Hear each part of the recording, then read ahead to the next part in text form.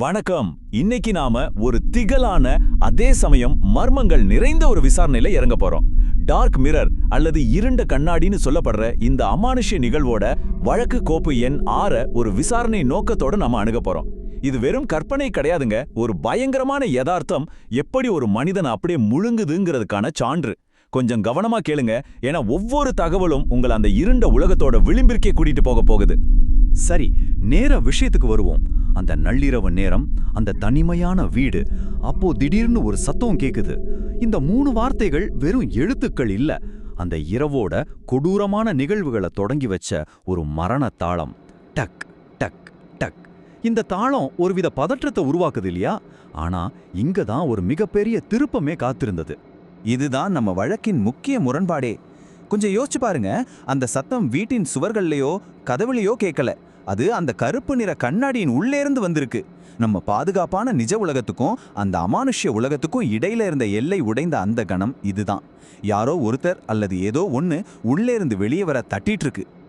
இப்போ இந்த ஒற்றை எண்ணை கவனியுங்கள், 6. இது வெறும் நம்பர் கிடையாது, இது ஒரு கொடூரமான புள்ளி விவரம். யாழினி அந்த மர்மமான கண்ணாடிக்குள் இழுக்கப்பட்டா. அவளை காப்பாற்ற போன அரவிந்தையும் உள்ளே இருந்த இருண்ட கைகள் உள்ளே இழுத்துக்குச்சு. இப்போ அந்த கண்ணாடியின் சிறைக்குள் மொத்தம் 6 உருவங்கள் சிக்கிட்டு இருக்கு. 6 உயிர்கள் அந்த கண்ணாடியின் பசிக்கு இரையாகிடுச்சு. பகுதி 1. கண்ணாடி பரிமாண முரண்பாடு, கருப்பு அறைக்குள். இது உணர்வுகளை முடக்கிற ஒரு கொடூரமான சிறை. முடிவற்ற கருப்பு சுவர்கள், வெளிச்சத்தோட சிறு துளி கூட இல்லாத ஜன்னலற்ற சூழல். இந்த இருள் அவர்களுக்குள் எந்த அளவுக்கு உளவியல் ரீதியான பயத்தை விதைச்சிருக்கும்னு கற்பனை செஞ்சு பாருங்க. எல்லாவற்றுக்கும் மேலாக அந்த தொலைதூர அழுகுரல், எங்களை வெளியே விடு அப்படிங்கிற அந்த சத்தம் அந்த இடம் எந்த அளவுக்கு நம்பிக்கையற்ற ஒரு நரகங்கிறத உறுதிப்படுத்துது. பகுதி 2. சிக்கியவர்களின் நிலை, சாபத்தின் உடலியல். இங்கு மிகவும் சுவாரஸ்யமான விஷயம் என்னவென்றால், அவங்க 2 பேரோட அறிகுறிகளும் முற்றிலும் வேறுபட்டவை. கயல்விழிய பாருங்க, கண்கள் முழுமையா வெள்ளையாகி குரல் மாறி இங்கிருந்து வெளியே போக முடியாது அப்படின்னு நம்பிக்கையற்ற நிலையில பேசுறான். ஆனா அரவிந்த், அவனோட கண்கள் முழுமையா கருமையா மாறி முகத்துல எந்த உணர்ச்சியும் இல்லாம அவ வந்துட்டா அப்படின்னு ஒரு ரோபோட்டை போல சொல்றான். அவங்க படிப்படியா தங்களோட மனிதத்தன்மையை இழந்துக்கிட்டு வராங்கங்கிறத இது மருத்துவ ரீதியா நிரூபிக்குது. இந்த சாப ஒருங்கிணைப்பு அப்படிங்கிற வார்த்தை உங்க முதுகெலும்போட ஒரு நடுக்கத்தை ஏற்படுத்தணும். அதாவது உள்ள இழுக்கப்படுறவங்க அங்க வெறும் கைதிகளாவோ அல்லது பிணங்களாவோ இருக்கிறதில்ல. அவங்க அந்த சாபத்தோட ஒரு பகுதியாவே அந்த இருண்ட உலகத்தின் நிரந்தர அடிமைகளா வலுக்கட்டாயவா உருமாற்றம் செய்யப்படுறாங்க. அரவிந்தும் கயல்விழியும் இப்போ அந்த கண்ணாடியின் கருவிகளாவே மாறிட்டாங்க. அதுதான் இதில் இருக்கிற மிக பயங்கரமான உண்மை. பகுதி 3. நிகழ்வின் தீவிரம், சூழல் சரிவு. இப்போ அந்த பயத்தின் உச்சக்கட்டத்தை படிப்படியா பாருங்க. முதல்ல சுற்றிலும் உள்ள சுவர்கள் பயங்கரமா அதிர ஆரம்பிக்குது.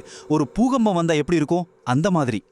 அடுத்து அந்த கருப்பு சுவர்கள்ல எங்கிருந்தோ எண்ணற்ற கைரேகைகள் தோன்றி மறையுது. கண்ணுக்கு தெரியாத எத்தனையோ ஆன்மாக்கள் அங்கே சிக்கியிருப்பதை இது காட்டுது. இறுதியா இருந்த கொஞ்ச வெளிச்சமும் போய் மூச்சு திணற வைக்கும் ஒரு முழு இருள் அவங்கள சூழ்ந்துக்குது. ஏதோ ஒரு சக்தி வாய்ந்த உருவத்தோட வருகையை இந்த நிகழ்வுகள் பறைசாற்றுது.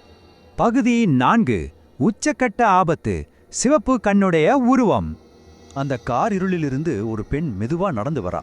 அவளோட முகம் தெளிவா தெரியலைனாலும் ஒரு விஷயம் மிக தெளிவா தெரிஞ்சுது. அவளோட ரத்த சிவப்பான கண்கள். அரவிந்துக்கு கருப்பு, கயல்வெளிக்கு வெள்ளை.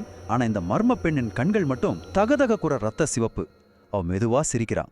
இப்போ நீங்களும் இங்கே அப்படின்னு சொல்லிட்டு அவங்கள அந்த மரண குழிக்குள் வரவேற்கிறான்.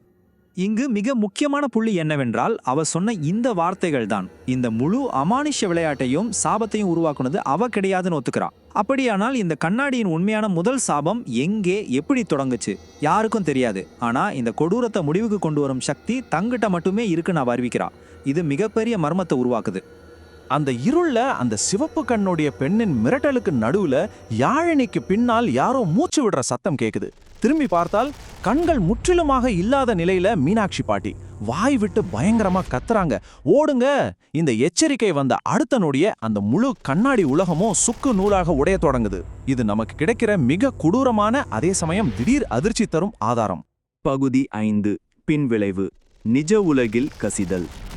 அடுத்து இது எப்படி உருவாகிறது என்பதை பார்ப்போம். வெளியே நிஜ உலகம் மிகவும் அமைதியா, காலை சூரிய ஒளியோடு எதுவுமே நடக்காதது போல பாதுகாப்பா இருக்கு. ஆனா அந்த வீட்டின் ஜன்னல் கண்ணாடியை பார்த்தால் யாழினியோட முகம் சில வினாடிகள் மட்டுமே ஒரு பிம்பமா தெரிஞ்சு பிறகு நிரந்தரமா மறைந்து விடுது. அவ இப்போ ஒரு உயிருள்ள மனுஷி இல்ல, அந்த இருண்ட கண்ணாடியின் வெறும் பிரதிபலிப்பா, சாபத்தின் ஒரு அங்கமா மாறிட்டா அப்படிங்கறத இந்த காட்சி திகிலுடன் உறுதி செய்யுது. இந்த ஆதாரங்கள் அனைத்தையும் ஒன்றிணைத்து பார்க்கும்போது நாம ஒரு மிக முக்கியமான கேள்வியோடு இந்த விசாரணையை முடிக்க வேண்டியிருக்கு. அந்த சிவப்பு கண்ணுடைய மர்மப்பெண் உண்மையிலே யார்? இந்த சாபத்தை அவளால எப்படி முடிவுக்கு கொண்டு வர முடியும்?